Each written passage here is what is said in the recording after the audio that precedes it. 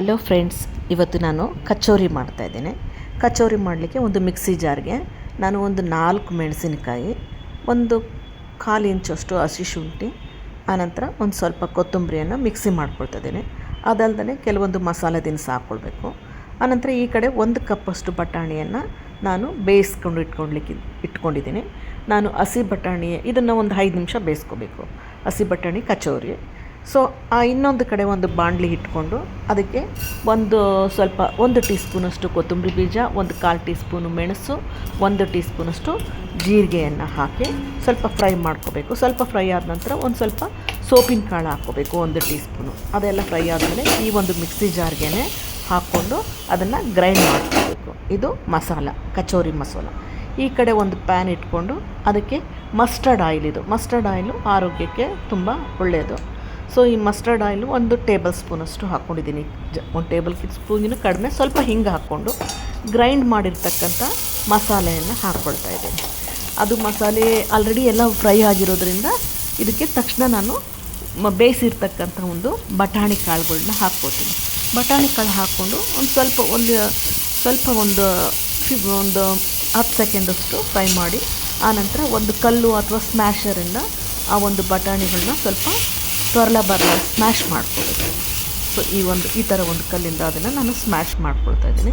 ಈಗ ಇದು ಸ್ಮ್ಯಾಶ್ ಆಗಿದೆ. ಸೊ ಸ್ಟವ್ ಆಫ್ ಮಾಡಿಕೊಂಡು ಅದಕ್ಕೆ ಒಂದು ಸ್ವಲ್ಪ ನಾವು ಆಮ್ಚೂರ್ ಪೌಡ್ರು, ಮಾವಿನಕಾಯಿ ಪುಡಿ ಮತ್ತು ಒಂದು ಸ್ವಲ್ಪ ಗರಂ ಮಸಾಲ ಹಾಕ್ಕೊಳ್ಬೇಕು. ಹಸಿಮೆಣ್ಸಿಕಾಯಿ ಹಾಕಿದ್ದೀನಿ, ಆದ್ದರಿಂದ ಚಿಲ್ಲಿ ಏನು ಬೇಕಿಲ್ಲ. ಸೊ ಈಗ ಇದನ್ನೆಲ್ಲ ಚೆನ್ನಾಗಿ ಮಿಕ್ಸ್ ಮಾಡ್ಕೋಬೇಕು. ರುಚಿಗೆ ತಕ್ಕಷ್ಟು ಉಪ್ಪು ಹಾಕ್ಕೋಬೇಕು. ನಾನು ಬಟಾಣಿ ಬೇಯಿಸುವಾಗ ಆಲ್ರೆಡಿ ಸ್ವಲ್ಪ ಉಪ್ಪು ಹಾಕಿದ್ದೀನಿ, ನೋಡಿಬಿಟ್ಟು ಉಪ್ಪನ್ನು ಹಾಕ್ಕೊಳ್ಬೇಕು. ಈ ಥರ ಆಗಿದೆ. ಆನಂತರ ಒಂದು ಸ್ವಲ್ಪ ಒಣ ದ್ರಾಕ್ಷಿ, ಆನಂತರ ಒಂದು ಸ್ವಲ್ಪ ಗೋಡಂಬಿ ತುಂಡುಗಳನ್ನ ಹಾಕ್ಕೊಳ್ಬೇಕು. ಹಾಕ್ಕೊಂಡು ಸಣ್ಣ ಸಣ್ಣ ಬಾಲ್ಸ್ ಮಾಡ್ಕೋಬೇಕು.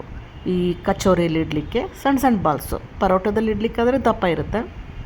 ಈ ಥರ ಸಣ್ಣ ಬಾಲ್ಸ್ ಮಾಡಿಕೊಂಡು ಅವನ್ನ ರೆಡಿ ಮಾಡ್ಕೋಬೇಕು. ಎಲ್ಲದನ್ನು ಈ ಥರವಾಗಿ ಸಣ್ಣ ಬಾಲ್ಸ್ಗಳು ರೆಡಿ ಮಾಡ್ಕೊಂಡಾಗಿದೆ.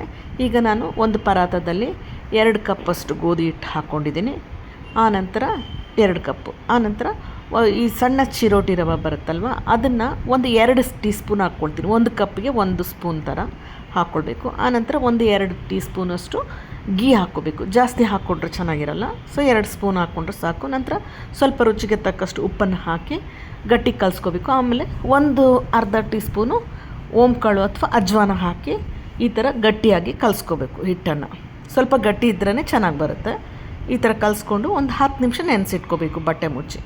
ಆನಂತರ ಸಣ್ಣ ಬಾಲ್ಸ್ ಮಾಡಿಕೊಂಡು ಆ ಹಿಟ್ಟಿನಿಂದ ಅದರೊಳಗೆ ಈ ಒಂದು ಬಟಾಣಿ ಮಸಾಲವನ್ನು ಸ್ಟಫಿಂಗ್ ಮಾಡ್ಕೋಬೇಕು. ನೋಡಿ, ಈ ಥರ ಚಿಕ್ಕದಾಗೆ ಕೈಯಲ್ಲೇ ಮಾಡ್ಕೋಬೋದು. ಅದನ್ನು ಈ ಥರ ಸ್ಟಫ್ ಮಾಡಿಕೊಂಡು ಜಸ್ಟ್ ಒಂದು 2 ಸರಿ ಹಿಂಗೆ ಪ್ರೆಸ್ ಮಾಡಿ ಮಾಡ್ಕೋಬೋದು. ನಾನು ಸ್ವಲ್ಪ ಮೀಡಿಯಮ್ ಸೈಜೇ ಮಾಡ್ಕೊಳ್ತಾ ಇದ್ದೀನಿ, ದೊಡ್ಡದೇನು ಮಾಡ್ತಾಯಿಲ್ಲ. ಸೊ ಈ ಥರ ಸೈಜಲ್ಲಿ ಮಾಡ್ಕೋಬೇಕು. ಇನ್ನೊಂದು ಕಡೆ ಒಂದು ಬಾಣಲಿ ಇಟ್ಕೊಂಡು ಎಣ್ಣೆಯನ್ನು ಕಾಯಿಸ್ಕೊಳ್ಬೇಕು. ಸೊ ಈಗ ಇದರಲ್ಲಿ ಕೈಯಿಂದ ಈ ಥರ ಸ್ಟಫ್ ಮಾಡಿಕೊಂಡು ಪುನಃ ಮತ್ತೆ ಬಾಲ್ ತೊಗೊಂಡು ಅದರಲ್ಲಿ ಇಟ್ಬಿಟ್ಟು ಅದನ್ನು ಸ್ಟಫಿಂಗ್ ಮಾಡಬೇಕು. ಪರೋಟಾಗೆ ಮಾಡ್ತೀವಲ್ಲ ಅದೇ ಥರನಾಗಿ ಸ್ಟಫಿಂಗ್ ಮಾಡ್ಕೋಬೇಕು. ಸೊ ಎಕ್ಸ್ಟ್ರಾ ಏನಾದರೂ ಬಂದರೆ ತೆಗಿಬೋದು, ಇಲ್ಲಾಂದರೆ ಅಲ್ಲೇ ಫೋಲ್ಡ್ ಮಾಡ್ಕೋಬೋದು.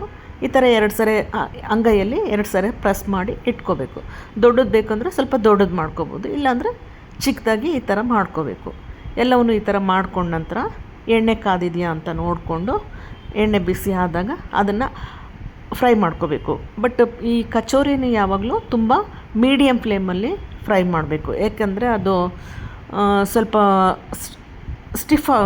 ಕ್ರಿಸ್ಪಿ ಆಗಬೇಕು. ಸ್ವಲ್ಪ ದಪ್ಪ ಇರುತ್ತಲ್ವ, ಆದ್ದರಿಂದ ನಾವು ಮೀಡಿಯಮ್ ಫ್ಲೇಮ್ ಇಟ್ಬಿಟ್ಟು ನಾನು ಕಚೋರಿಗಳನ್ನು ಆಯಿಲಲ್ಲಿ ಹಾಕ್ಕೊಂಡಿದ್ದೀನಿ. ಈ ಥರ ಹಾಕ್ಕೊಂಡು ಅದನ್ನು ಪುನಃ ತಿರುವು ಹಾಕ್ಕೊಂಡಿದ್ದೀನಿ. ಸೊ ಕಂಪ್ಲೀಟಾಗಿ ಮೀಡಿಯಮ್ ಫ್ಲೇಮಲ್ಲಿ ಬೇಯಿಸ್ಕೊಂಡಿದ್ದೀನಿ. ಸೊ ನೋಡಿ ಎಷ್ಟು ಒಂಬಣ್ಣವಾಗಿ ಚೆನ್ನಾಗಿ ಬಂದಿದೆ. ಸೊ ಈ ಥರ ಅದು ಗೋಲ್ಡನ್ ಬ್ರೌನ್ ಆಗಬೇಕು. ಸೊ ನಂತರ ನಿಧಾನಕ್ಕೆ ಒಂದೊಂದನ್ನೇ ಮತ್ತೆ ಪುನಃ ಹಾಕ್ಕೊಳ್ತಾ ಇದ್ದೀನಿ ಆಯಿಲಲ್ಲಿ. ತುಂಬ ಲೋ ಫ್ಲೇಮ್ ಇಟ್ಕೊಂಡು ಸ್ವಲ್ಪ ಬೇಯಲಿಕ್ಕೆ ಟೈಮ್ ಆಗುತ್ತೆ. ಸೊ ಆದರೆ ಬೆಂದಾದಮೇಲೆ ಅದು ಕರೆಕ್ಟಾಗಿ ಚೆನ್ನಾಗಿ ಕ್ರಿಸ್ಪಿ ಆಗಿದ್ರೆ ಚೆನ್ನಾಗಿರುತ್ತೆ. ಸೊ ಈ ಥರನಾಗಿ ಹುರಿಯನ್ನು ಕಡಿಮೆ ಇಟ್ಕೊಂಡು ಕಚೋರಿಗಳನ್ನು ರೆಡಿ ಮಾಡ್ಕೋಬೇಕು. ಇದು ಬಟಾಣಿ ಹಾಕಿರೋದ್ರಿಂದ ಪ್ರೋಟೀನ್ ರಿಚ್ ಇರ್ತಕ್ಕಂಥ ಒಂದು ಕಚೋರಿ.